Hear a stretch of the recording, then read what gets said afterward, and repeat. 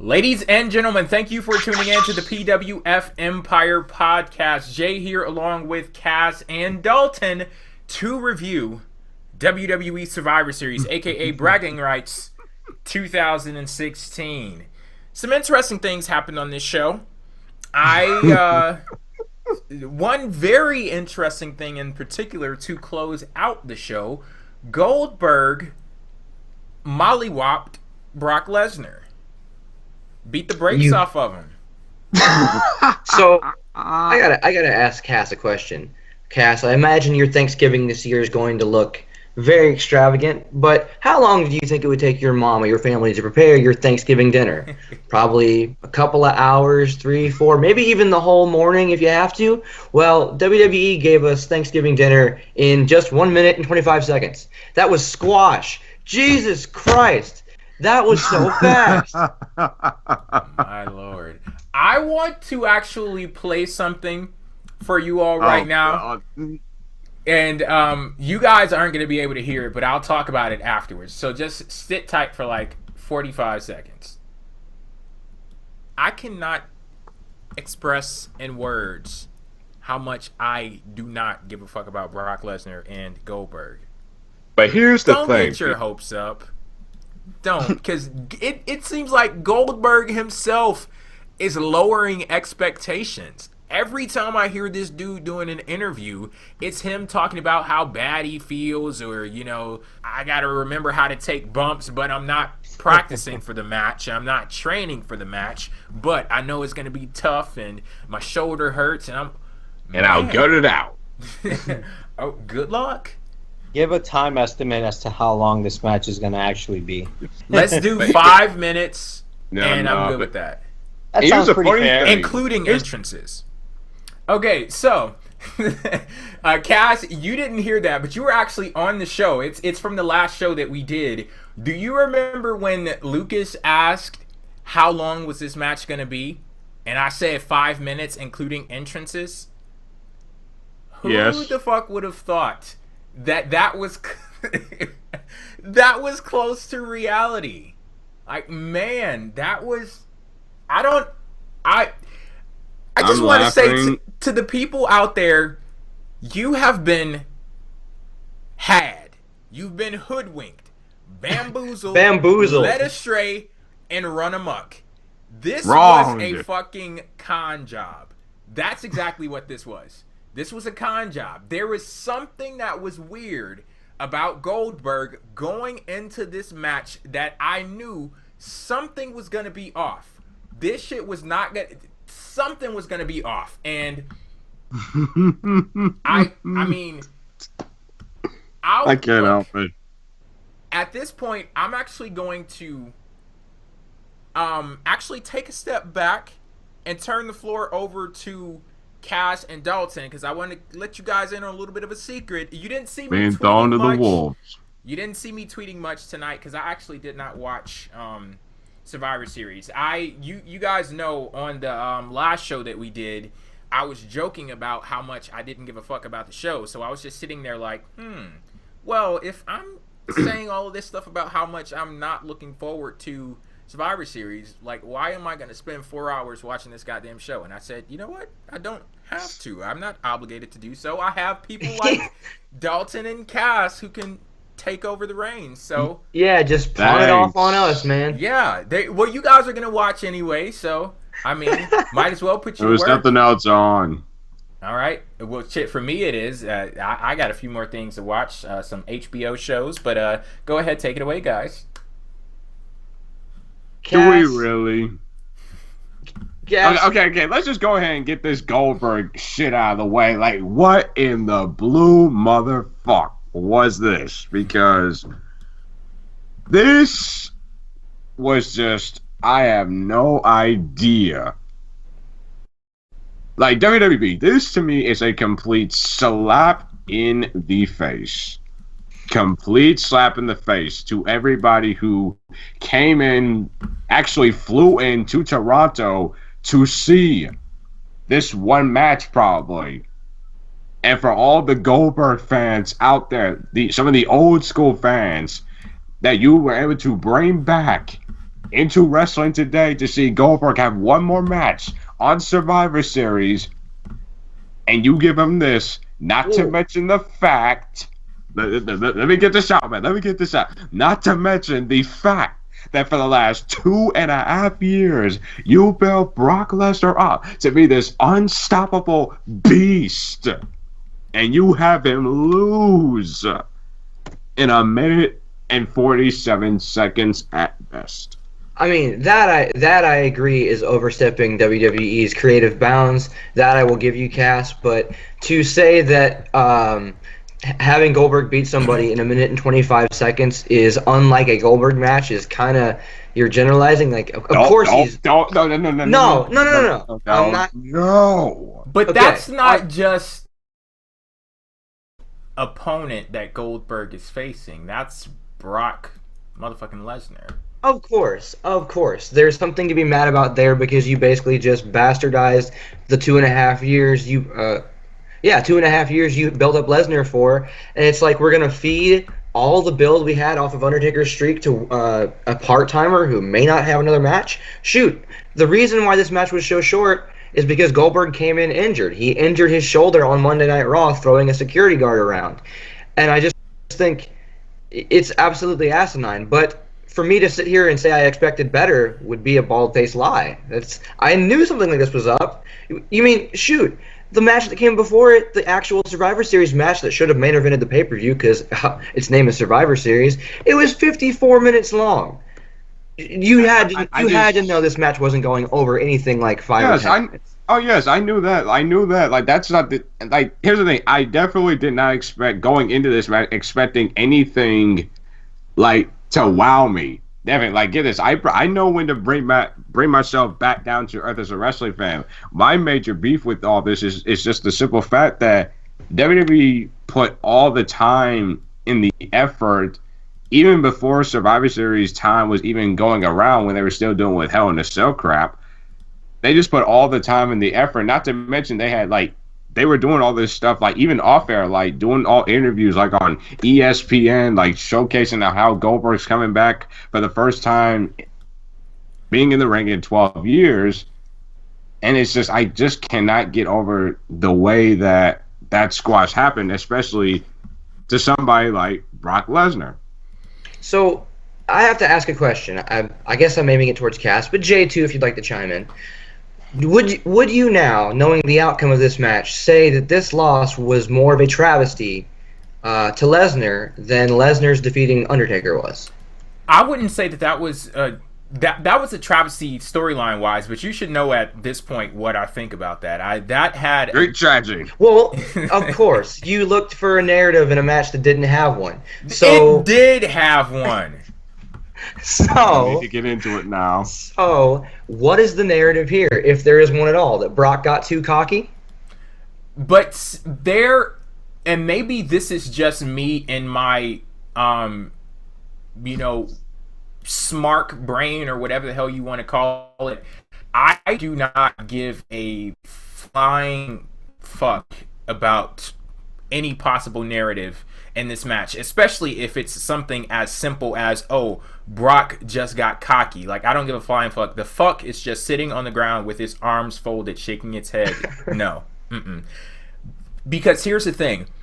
I do not like the fact that this match was even booked in the first place. The philosophy that goes into booking a match like Brock Lesnar versus Goldberg. So the fact that this match exists in the year 2016 at all, I'm not rocking with it. It's rotten at its very foundation. So it does not matter what they did with that match, what kind of story they told, what kind of narrative they established spinning out of the match. I don't think it should have happened in the first fucking place. WWE has gotten this thing on the main roster where you cannot be a badass if you are there on a week-to-week basis. Just look at what they've done with Roman Reigns. Bastardized babyface syndrome. Look at the fact that this dude goes out there and shit, he's related to The Rock, but I guess the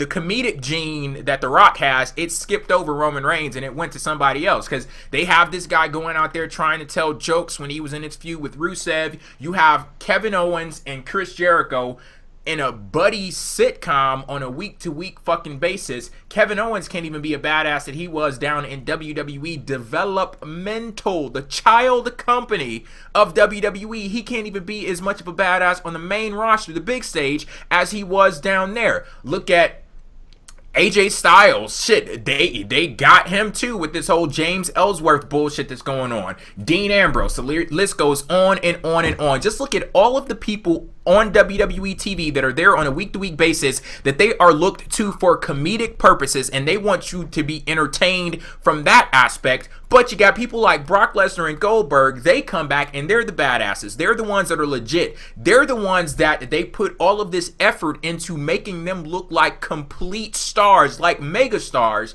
And then all of that shit leads into something like this happening. I don't give a fuck about any kind of narrative at all. I ain't rocking with it. And this, I mean,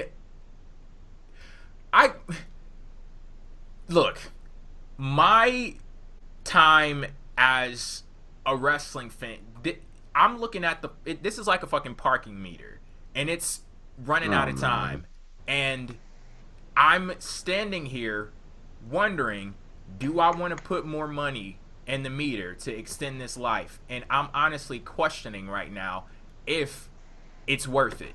Yes, exactly. Yes, exactly. It like here's the thing. Like, I see some people in the chat saying like, well, it worked. Like they got that shock value that they wanted. And it worked the Goldberg strengths. Problem, shock value booking. It's so insane for me to sit back and listen to, because oh my God, I wasn't even supposed to be on this damn show tonight, but I am like, oh. A glass case of emotion. Yes. Like the person who sent me the tweet last week saying Monday Night Raw has been, you should give it a look. So? I don't want decent. Oh, this was a good shocking moment. I don't want booking that's heavily based in shock value. I want stories that are consistently told, compelling on a week-to-week basis. And this is no indication that this is that. Like, this is some, we're saying, oh, this might be Goldberg's last match. You guys know why they did this. You know. So they could do it again. It's as simple as that. At WrestleMania, at WrestleMania probably. And I need to go back and watch the Revival versus DIY because before I lose my damn mind. I just want to do that. But I keep forgetting that we actually did have a 4-hour show that we had to sit through. So let's just go ahead and get into this, people. First match of the night at Survivor Series was the first of 3 Team SmackDown Live versus Team Raw matches.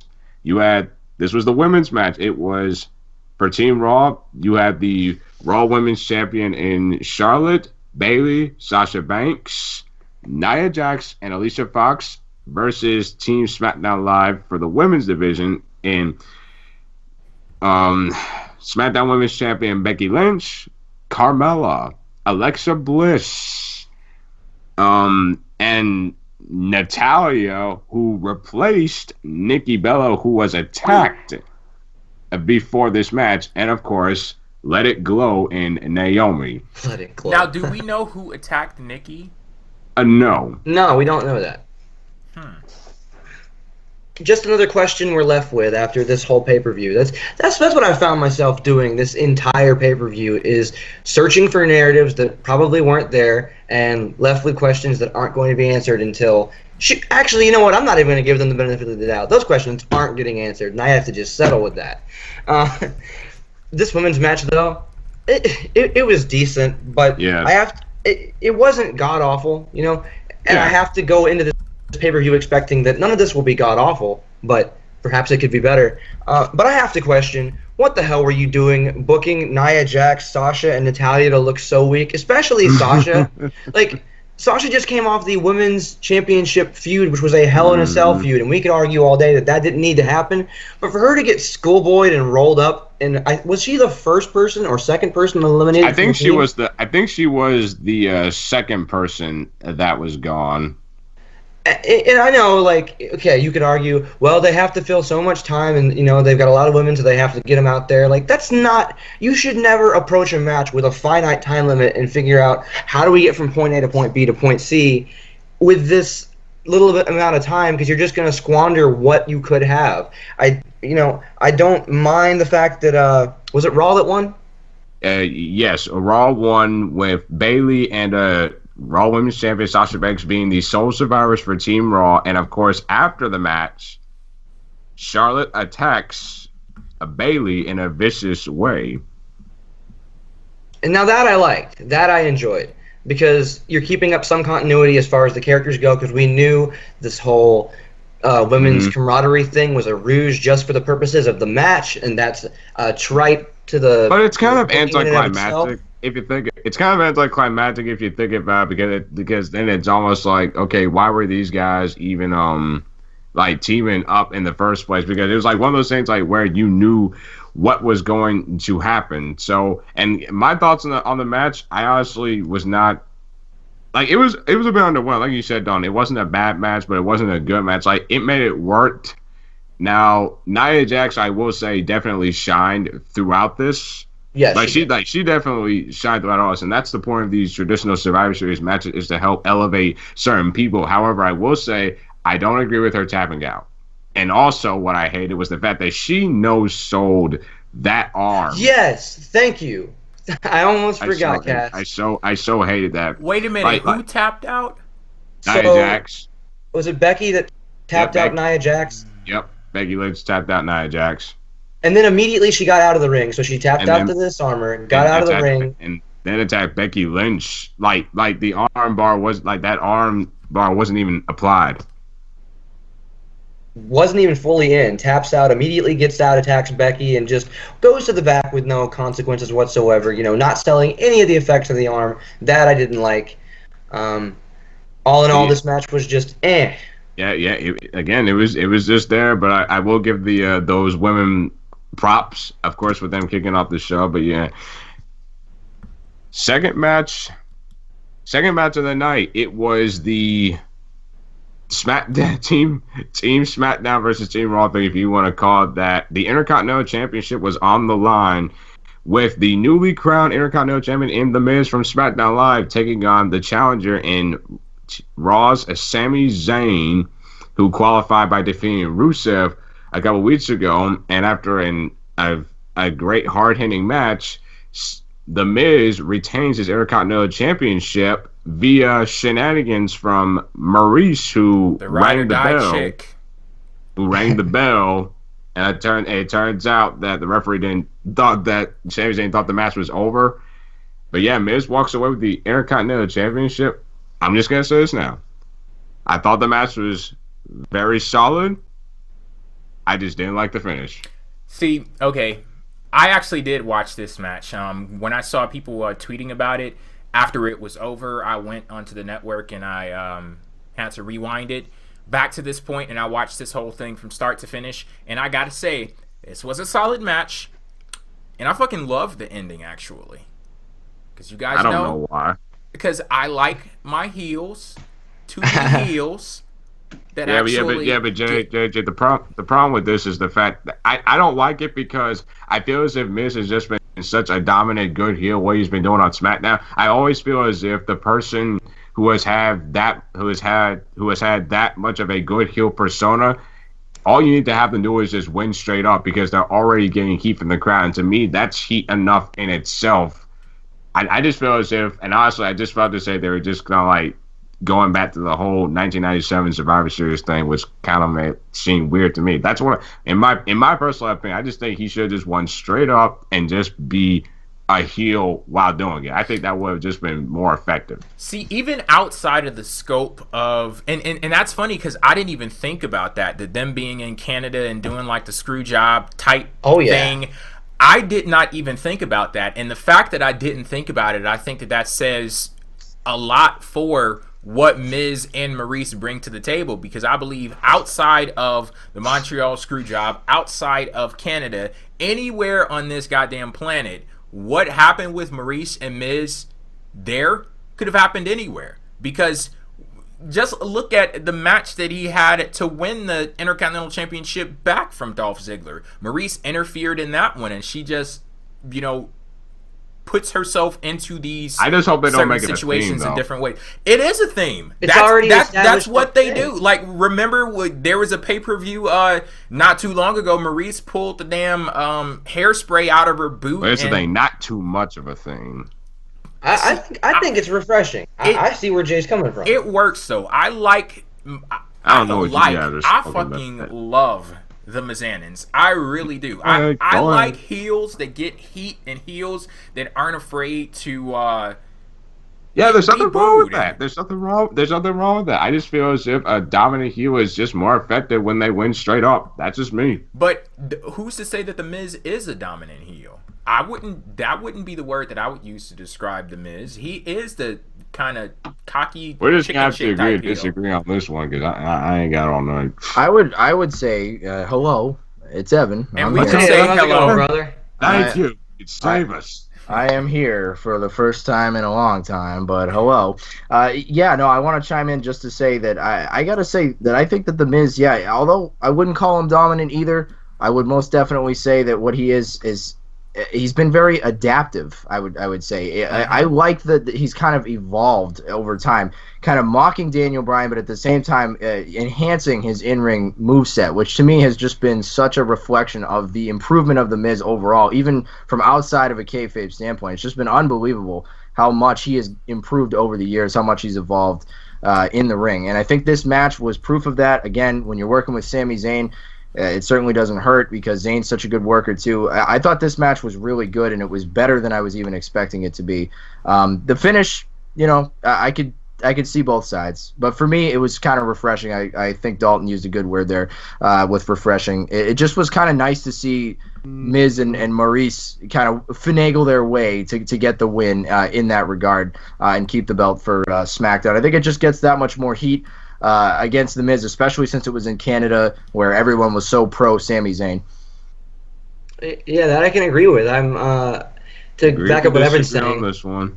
To back up what Evan and Jay are saying, I think it's really nice to have a retro kind of heel that pays homage back to the 90s and 80s where heel managers used to actually play parts in the finish of the matches. And sure, you could say what's she gonna pull out next? Is she gonna bring out hairspray or a hairbrush or some other wacky item? But she pushed the pin over. Eventually, I think you're going to keep finding more and more ridiculous ways for Miz to get over, and I think it's okay. They've already established a narrative where Maryse is usually the linchpin in his matches.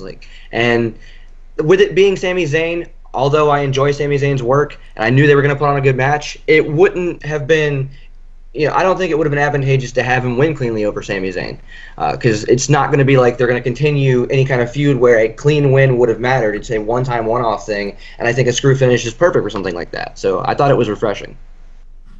All right, what's up next? All right, I believe up next was the good God Almighty! It was the second of three traditional Survivor Series matches. This was featuring the tag teams of Team SmackDown Live versus Team Raw's tag teams. Team Raw had, of course, the captains in the New Day, Gallows and Anderson, Sheamus and Cesaro, the Shining Shits, as I like to call them. Who else was on this damn team? There were so many people. There you go, Cass. Gallows and Anderson, I think, were in there.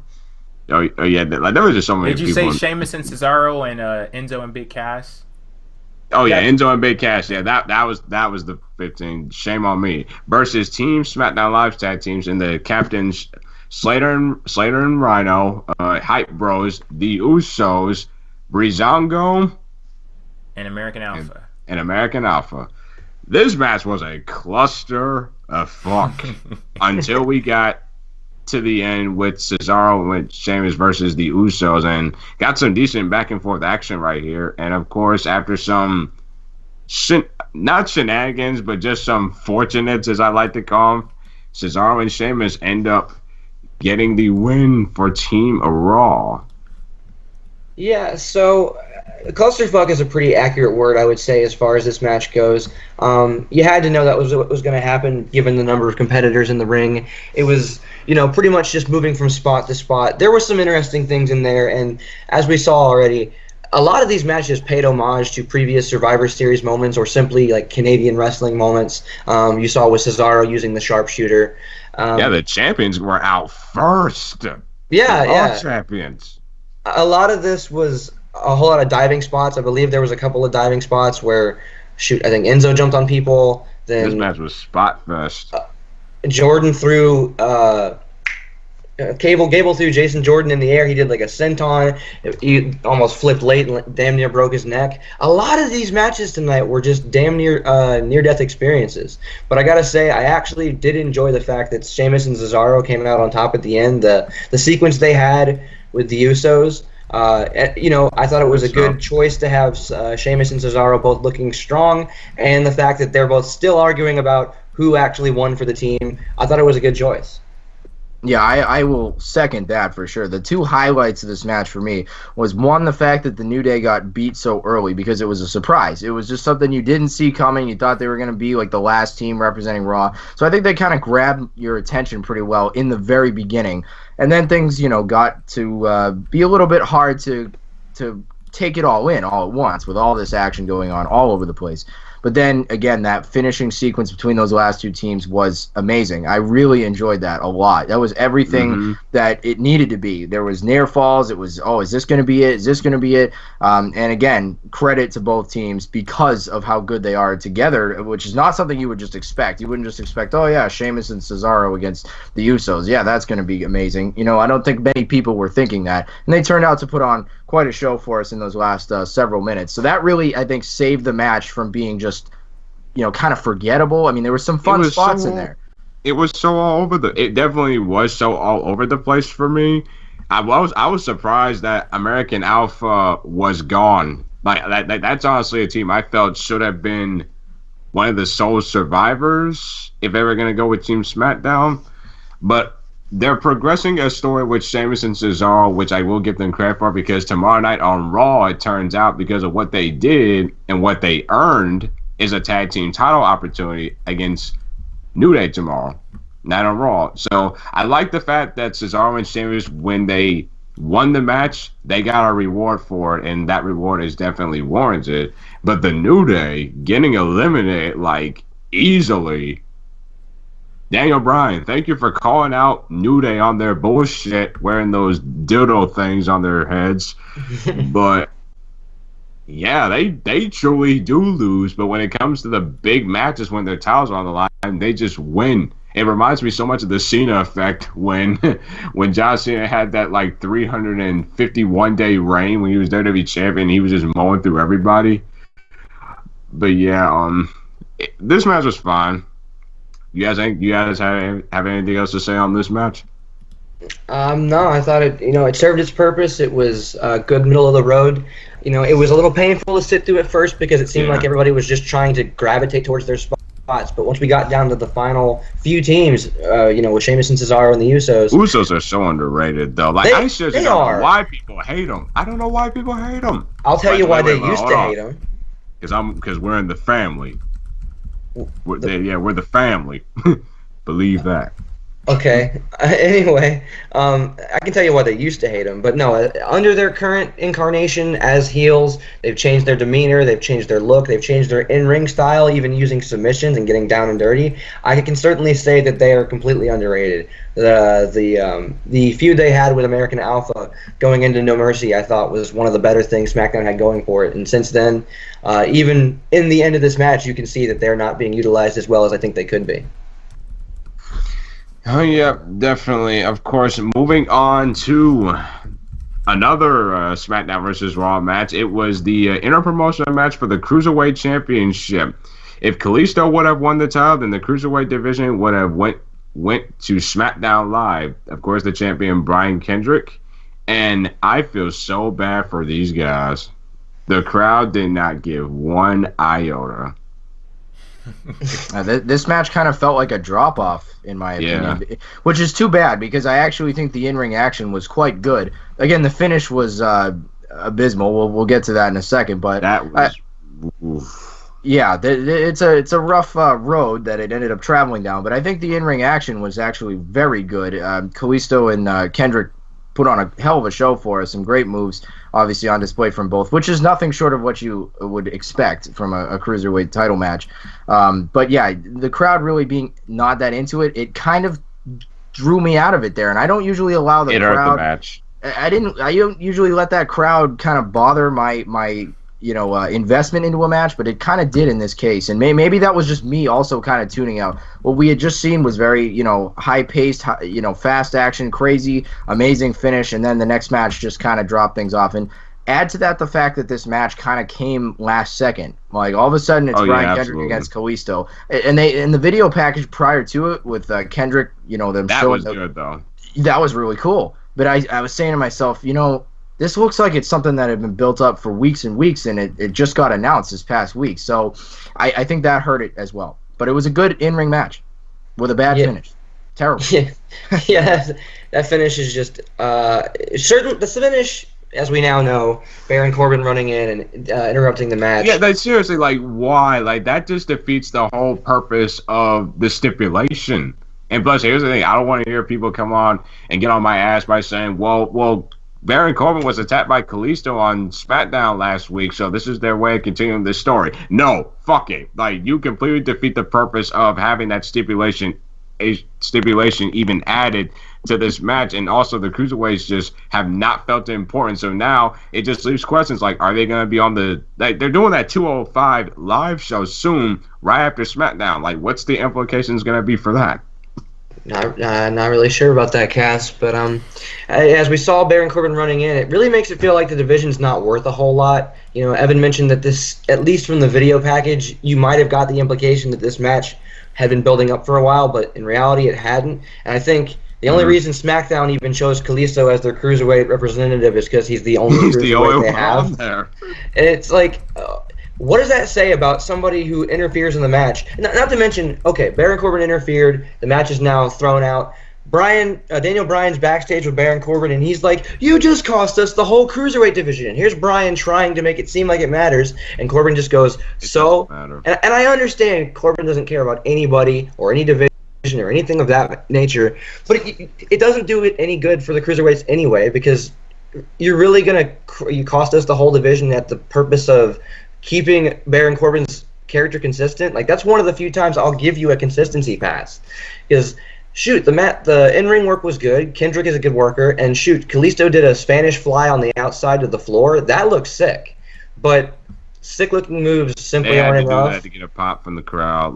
They had to do that to get a pop from the crowd somehow, because they were sitting on their hands. They just did not care. And granted, like you said, Evan, there was a match prior to that just took the wind out of their sails, but it's just they have not been utilized well on Raw. They were not utilized well tonight. And also with the Cruiserweight division, what's been lacking is just the fact that they're just they have that fast-paced style, but yet the problem with this match was, I like Brian Kendrick as the Cruiserweight champion. I'm fine with that, but he just works such a slow, methodical, pace-light style for the Cruiserweights that it's like he can wrestle the WWE style of wrestling, but his opponent can't. But yet he's trying to learn how to do that at the same time, if that makes sense. Yeah, no, it does make sense, because his previous runs in WWE, I think he was able to make that adjustment to be able to get back into that WWE style. And these other guys are still, it's harder for them. They're not as used to it as Kendrick is.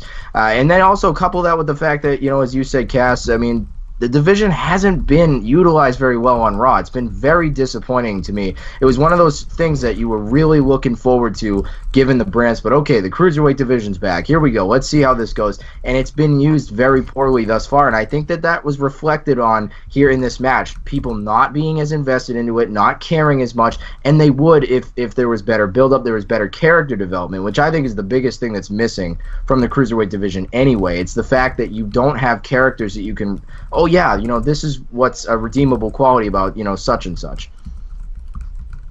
Yeah, definitely. All right, guys.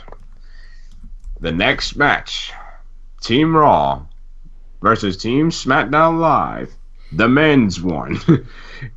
Team Raw, represented by the Universal Champion Kevin Owens, Chris Jericho, United States Champion Roman Reigns, Braun Strowman, and Seth Rollins, versus Team SmackDown Live in WWE World Champion AJ Styles, Dean Ambrose, Bray Wyatt, Randy Orton, and the Commissioner of SmackDown, Shane McMahon, with the no-chin douchebag James Ellsworth as the SmackDown's mascot.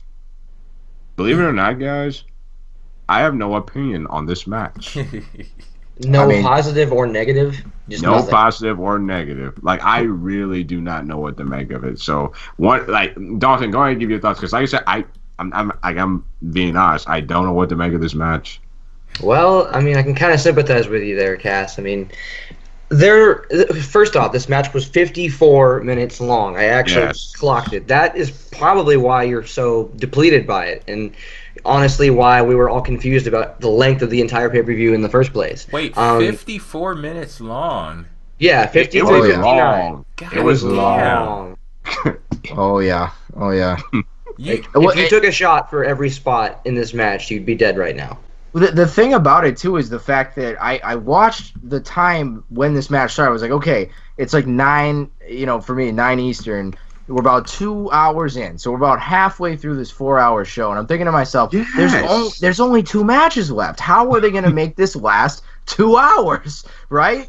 And they tried, man. They gave it all they could here with this one, lasting almost an entire hour. That is insane.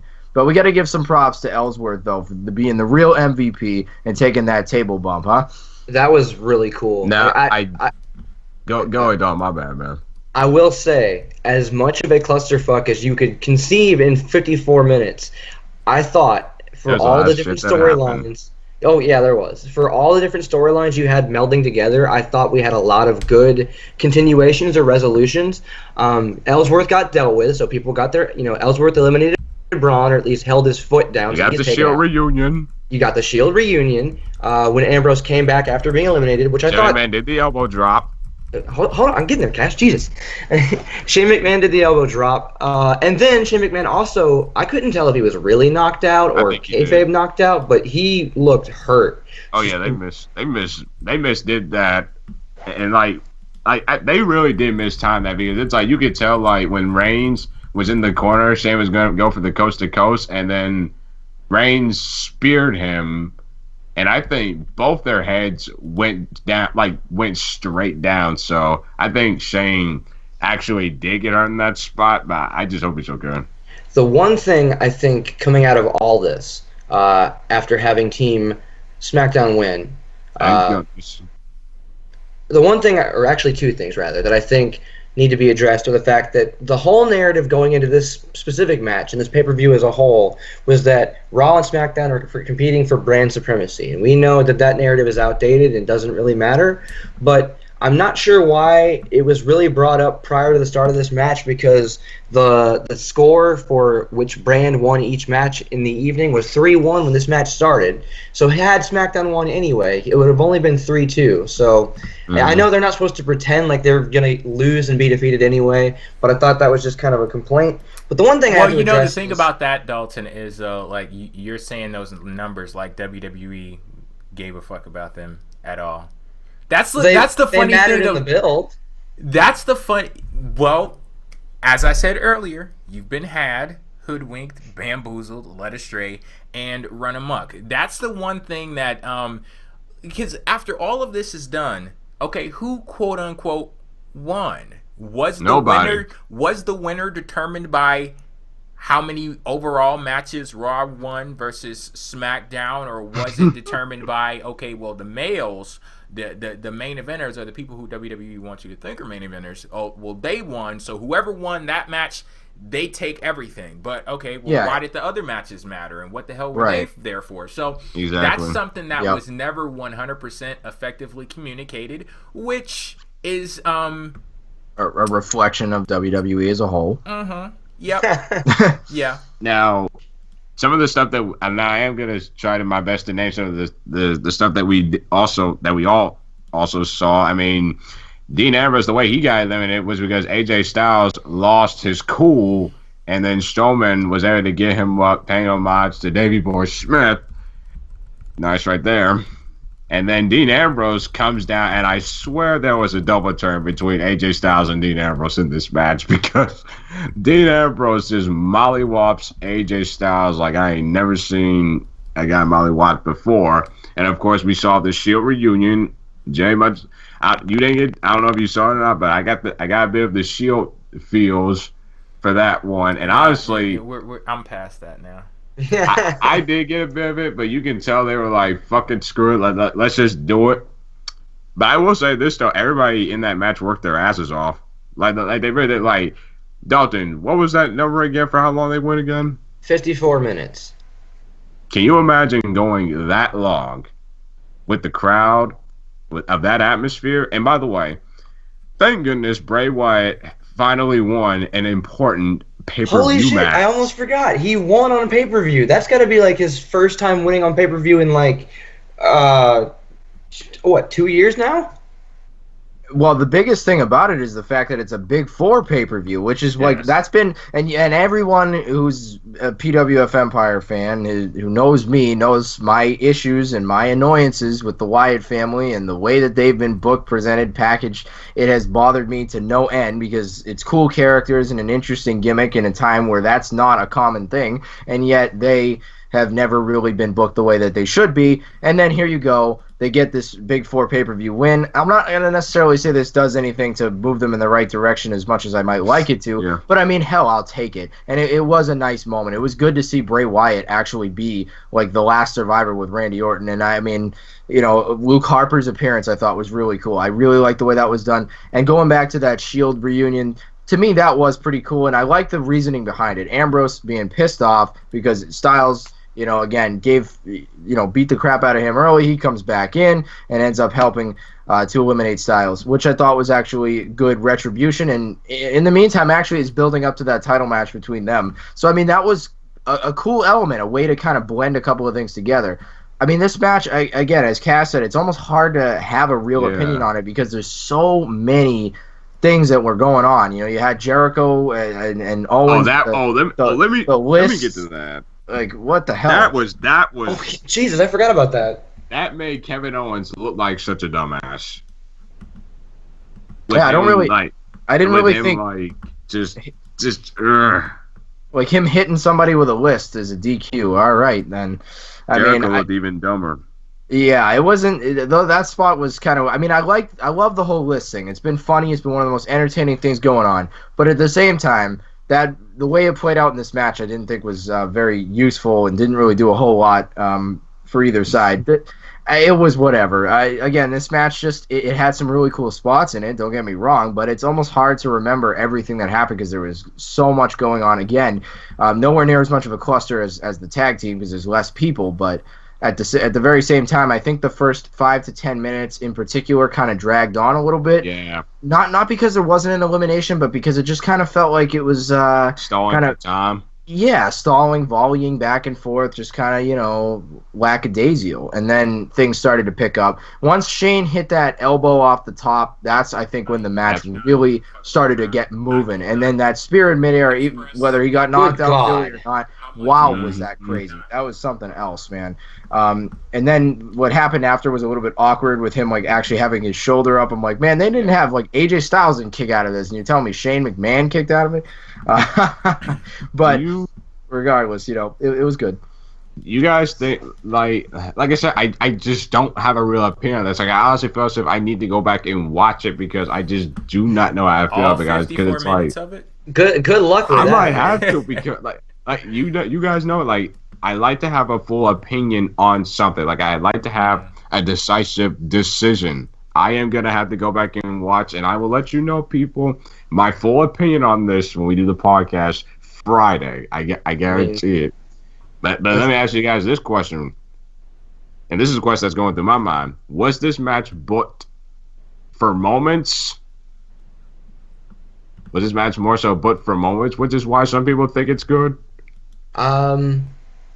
Looking at it in totality, I think it was, but it wasn't so much that it was just spot fest after spot fest, because with them introducing Randy Orton taking the fall for Bray Wyatt, when he was going to get speared at the end. I thought that was a good continuation of the camaraderie they've shown. I thought the Shield reunion was, a good point of contention. And I think having SmackDown win kind of makes me wonder, let's look at The Undertaker's point in all this. He said if they lost, he would have, you'd have to face my wrath.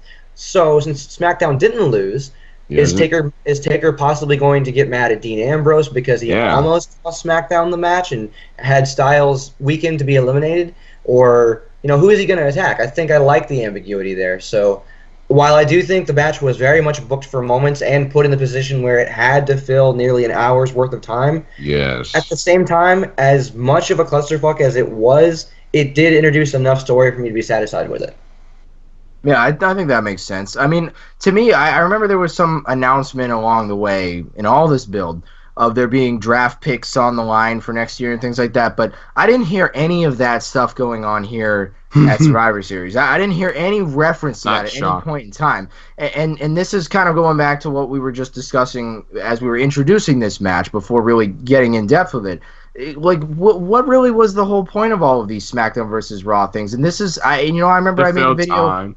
I made a video a few weeks on it, and it seems like it is a concept that WWE has used. It's a tired concept. It's happened over and over again in history throughout the last brand split, and I feel like they were just so quick to bring it back. After just a few months ago, we were seeing these guys wrestle each other. Seeing them wrestle each other again does not feel special because we just saw these guys feud even just a few months ago. Like, I remember it was like, oh wow, it's like Roman Reigns and Dean Ambrose. Oh wow, I'm like, those guys were feuding over the title a few months ago on Raw. So I don't want to hear that that's a brand new match that we haven't seen before or haven't seen in 2-3 years. You know what I mean? So to me, I think the concept felt kind of tired. The match quality, in-ring stuff, moments, etc. was good stuff, but overall, like, where is this really going? Because Raw is still back. Yeah, Raw is still happening tomorrow night, and SmackDown's still happening on Tuesday. So, like, really, what, like, outside of the fact that, oh, our team won and your team lost and there's bragging rights, what else really comes out of it? I mean, again, they talked about the draft pick thing, but that wasn't the narrative that was told tonight here at the actual event itself, which you would think would be the focal point. Okay, remember, everybody, there's 3 draft picks on the line. Like, you would think the commentary team would be constantly reminding you that something is on the line for the winning team. Yeah, and what also makes this even more ridiculous is the fact that all these guys are just going to go back to doing what they were doing before Survivor Series. This all Survivor Series talk. Like, nobody's going to give a shit about this anymore. We're just going to go back to feuding with each other. But honestly, like honestly, like, anyway. This is the whole family reunion where nobody really wants to talk to anybody, and we have to pretend that we all like each other just long enough to get a meal down, and then once we all have hugged and said our goodbyes, we don't give a fuck for 5 more years. Yep, that's pretty much what it is. Well, we already talked about the Goldberg Lesnar shit, and my voice is about to hurt, and I'm tense right now, people, because I got put on the spot here, but I felt as if I did well. Well, but Evan guys didn't give his thoughts on Goldberg. And let Evan go. Go ahead. Yeah, we couldn't resist at the beginning of the show. Oh, I understand. I completely understand. I actually figured that's immediately. Oh yeah, you almost had to because of what happened or what didn't happen. More importantly, which was an actual freaking match.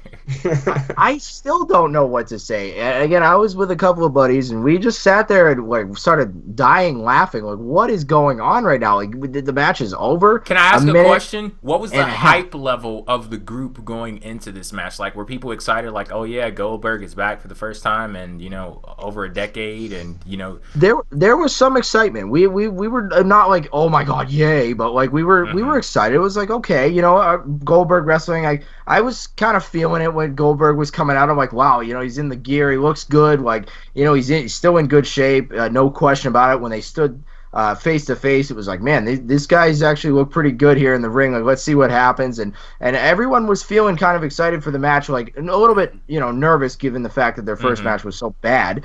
But the fact that like maybe they can do what they should have done the first time and have a good match because they actually are both caring right now. They both give a shit about what's going on. And from what I heard, the build-up was good too. So that had to Yeah, play I mean, into like I mean- getting people. I mean, you had a face-to-face confrontation. You had great video packages. It was all right. It was better than a lot of the big money matches that they've had over the last few years, if you know what I mean. Like some of these different Lesnar matches, Undertaker matches, whatever, have just had terrible build-up. But this one, it was better. No question it was better. But to have it go for only a minute and a half, I think that the fans got ripped off. I really do. I think that everyone gets ripped off here. Everyone loses, in this case, because I'm not upset with Goldberg winning. That has nothing to do with. I'm not even upset. I was just laughing because I couldn't believe that. Confused is more the right word. I couldn't stop laughing either. A minute and a half long. I mean, literally the match in its entirety is 2 spears and a jackhammer. That's the whole match. Wait, 2 spears? Shit, I thought Goldberg said he only had like 1 spear and 1 jackhammer left in him. We're supposed to forget. He already used those up on Raw. Yeah, That's I know, right. but That's right. WWE thinks we're idiots This and is we're the- dumb. This is the entirety of the match. Lesnar picks up Goldberg, puts him in the corner. Goldberg pushes him down. Goldberg hits a spear. Goldberg hits a second spear. Goldberg does a jackhammer. 1, 2, 3. Match is over. I could I not will say freaking this. believe it. I could not believe it was over. All will that say this. momentum that Brock Lesnar had. And that's the most fucked up part about it, because if you look at every single thing that Brock Lesnar has done, this path of destruction that's behind Brock Lesnar, the way that he ran over the goddamn roster, I know. Roman Reigns, John Cena, the friggin' Undertaker, and the Streak, and the only person that can defeat the most dominant force in WWE history is a dude who hasn't stepped foot in a fucking ring in 12 years and This didn't is even some give Dragon a Ball fuck Z enough, didn't even care enough to train for the goddamn match. Unbelievable. I can't believe WWE would do something so asinine. How can you do I don't know something why I'm like shocked. this? 12 years without a wrestling match. Lesnar literally won a UFC fight this year. He won a UFC fight this year, ended the streak in 2014, won the WWE Championship, had it for 6-8 months, whatever it was, beat Undertaker other times besides just the WrestleMania match, has beaten Triple H one time, beat Roman Reigns, beat John Cena. I mean, like this guy just destroyed Randy frickin' Orton in August. And you mean to tell me now a couple months later that Goldberg could come into the ring for the first time in 12 years and beat him in a minute and a half and end all of that momentum, kiss it the fuck goodbye, because it's gone. None of that momentum exists anymore. And, I saw, I think it was Jim Ross on Twitter saying something about, the one loss in wrestling doesn't kill momentum nowadays. But I'm like, you know what, Jim? Like, you might be, a hell of a lot more about this business than I do. But I'll tell you something, man. I don't agree with you one freaking bit. As a lifelong fan, not one bit do I agree. This takes a lot away. The thing is, you know what the fuck you like to see. So even if Jim Ross, like, I have much respect for his opinion. So much. He's had more experience. Well, I'll just put it like this. He's forgotten more about the wrestling industry than I will ever know. But the point is, as a fan, I know what I like to see. Evan, you know what you like to see. You don't have to be a chef to say this food is good or this food is some straight up bullshit. I don't have to be a wrestler or be in the business to know what exactly. If I like or dislike what I see. Unbelievable. I can't believe it. I actually can't fucking believe that this match, all this hype, all this, build up, whatever. Oh my God, it's a fantasy warfare coming to reality. It was a minute and a half. It was a squash job. The matches that Braun Strowman had on Raw when he was just beating random people, such as James Ellsworth, that match, I believe, was longer than this. This was a minute and a half. That's unreal. It's a main event. How does that happen? Like, terrible. 0 out of 5. When you say fantasy come to life, there are some people who fantasize about stuff that only lasts for a minute and a half. True. I was gonna say I am not one of warfare. It's fantasy warfare. Like, you can finish a match in 2K17 on an Irish whip. I've seen it happen. See, I've never had that happen before. Shit, if you hit a finisher in the first 2 minutes, the match still goes on. You have to get the fucking bars all the way down to the red level, And then it has to turn orange before you can even do anything. This is like a glitch. You want to talk about fantasy warfare? This was a fucking glitch. You know what is really funny too about this whole thing is that at one point in the night, and I'm sure all of you saw it, was that they were showing the WWE 2K17 game, and they were showing them backstage brawling, hitting each other with chairs and trash cans and stuff. And I'm sitting there saying, and somebody put on Twitter, I think it was the Solo Monster of all people, who's a wonderful podcaster on his own right, and he said something along the lines of, wow, that'll probably be better than the actual match. It wasn't just better than the actual match, it was longer than the actual match. There was nothing to this. I cannot believe the WWE would do something like this to its fans and actually expect us to be happy about it or satisfied with it. It's not about who won and who lost. That has nothing to do with it. If Goldberg's going to win the match, Goldberg's going to win the match. But let him win a hard-fought 15, 20-minute battle, not some minute-and-a-half match where Lesnar didn't hit him with any moves. He threw him in the corner, and that was it. All that momentum Brock Lesnar had. He was bludgeoning Randy Orton, who's a big guy and a lot younger than Goldberg, and I understand that he weighs less and whatever, but I mean, come on, there's no reason that Randy Orton could barely put up a fight against Brock Lesnar, and then a 50-year-old Goldberg who hasn't stepped foot in a ring outside of the last couple of weeks since 2004 is going to come in there and beat him in a minute and a half. That is not a realistic story. It makes no sense, no continuity. It's terrible, and honestly, it is a like one of those -5 stars types of moments. It's terrible. You know like what? That, when you say it's no continuity, that's not true, because one thing that we know in WWE, they have a fucking hard-on for that late 90s, early 2000s era of wrestling. Always. That Attitude Era, Monday Night War era of wrestling, they have a fucking hard-on. They do everything in their power to let us know that the stars of that time completely shit all over the people that we have today. And Brock Lesnar, he's kind of like a multi-generational type person, and I guess he wasn't even immune to it. So I'll give WWE your credit. You were consistent in telling us that era in wrestling was the most important, and everybody there was megastar and superstar and oh so awesome, and fuck everybody else. So yeah, they've been very consistent in delivering that message. Was this actually a moment where the WCW guy beat the WWE guy also? In a WCW type finish, was Vince Russo backstage tonight? I hope he was not. consulting. I think so. I seriously hope not. And I can tell you one thing though. Here's the thing. I said at the beginning of this podcast that this could be the end of wrestling as we know it, and yes, I'm still going to stick to that. I'm questioning whether I want to see Joe versus Lesnar now. And get this, I'll say this one thing. Lesnar better not be going for that damn Universal Championship anytime soon. Oh, see, now here's the thing. Like, Joe versus Lesnar, shit, the match better be half as long as this one was if you ever get to that point. This one was, 90 seconds? Joe versus Lesnar better be 45.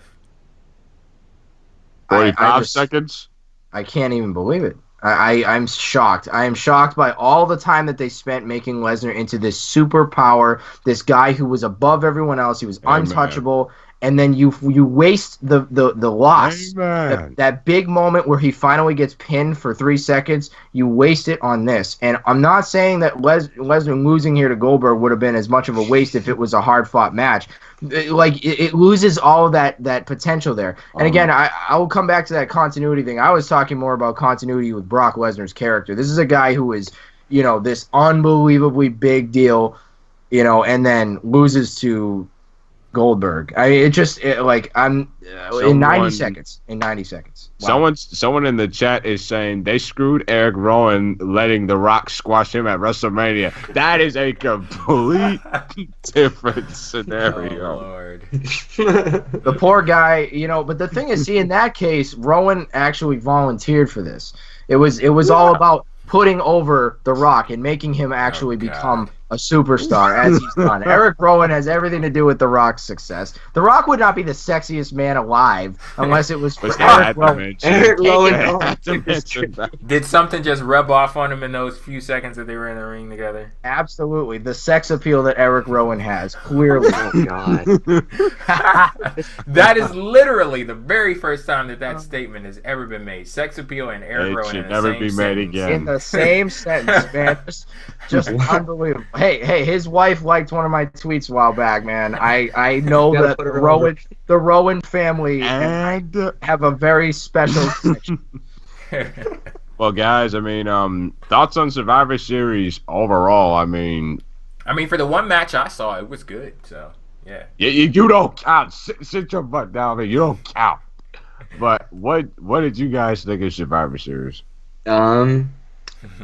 Honestly, I would say let's ignore shock value, but we can't because so much of this night was saturated with it. I will say it was ironically better than I was expecting it to be because I was expecting it to be complete bullshit. And while I am completely pissed off at the implications of the ending we got, I still don't think it was terrible. Was it worth $9.99? No. This was worth $1.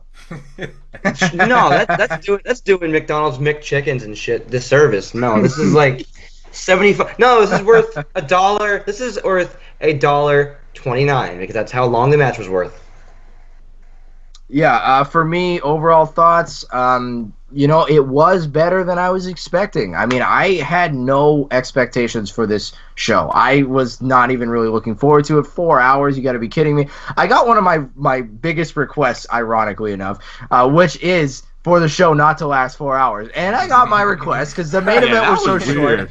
So I got myself a nice extra half an hour of time there that I get to spend in a better way than watching a match that might not have been good. But, I would have rather had that match last longer. I'm not, again, all jokes aside, I'm still not happy with that. But honestly, yeah, that the Raw SmackDown men's match, I think, dragged on too long. I thought the women's match... really. You had the women's match that, honestly... started things off pretty well. I thought the IC title match was very enjoyable. I thought the tag match was a cluster, but ended really well. Then you had the cruiserweight match that was very good, but was hard to stay involved with. Again, a tough one for the crowd, a tough one for me to stay invested in. Then you move into that match again, dragged on for a while, had moments that were very fun and are memorable. And then you have that main event that is just a complete disaster. But shock value is there, yes, but this isn't some UFC fight where Conor McGregor wins in round 2 and it's over. You know what I mean? This is WWE where it's scripted and we know that the match can go on for 15, 20 minutes, but to choose for it to only go on for a minute and a half is very, very strange. So overall, it was an up and down night, but I would say it was a decent show overall. It was not as bad as it could have been, and it certainly wasn't as bad as the Survivor Series that I went to live back in 2013, where Big Show versus Randy Orton was your main event. So I will say this. It was all right. So a solid show in some ways and not so good in others. Go ahead, Cass. The thing about this, I have a feeling that a lot of people are going to overrate the shit out of this pay-per-view. One, because of the ending. Two, because of the that Survivor Series match featuring the men, Team Raw versus Team SmackDown, and that IC title match. When I come into a show, I want everything to be good. I don't want to be sitting here thinking that I wasted my goddamn time watching a pay-per-view for 4 goddamn hours. But I will say this. It was better than Survivor Series 2010, 2011, 2012, 2013, 2014, 2015. But that is honestly not saying much. All right, Jay, take us home. Well, thank you all for listening in. Got to say, Cass, you're saying that you were put on the spot tonight. The spotlight was on you, and I'd like to think that, you shined. So good job to everyone. And thank you all for tuning in. And this is it for the PWF Empire podcast review of Survivor Series, a.k.a. Bragging Rights 2016. Let's be glad we don't have that concept. Did they even get a fucking trophy? No. So it's No. not even bragging rights. It's, No, it's not nothing. even that good. Not even that good. No. Man, when you're below bragging rights, you know, man, the struggle is real. But how about those hokey shirts that we had all night? Oh huh? man. Did they Weren't they actually a- wear the shirts? They won. Oh yeah. They wore the won. shirts. God. Oh yes, Jay. Just what you wanted. Goodbye, everyone. There it is.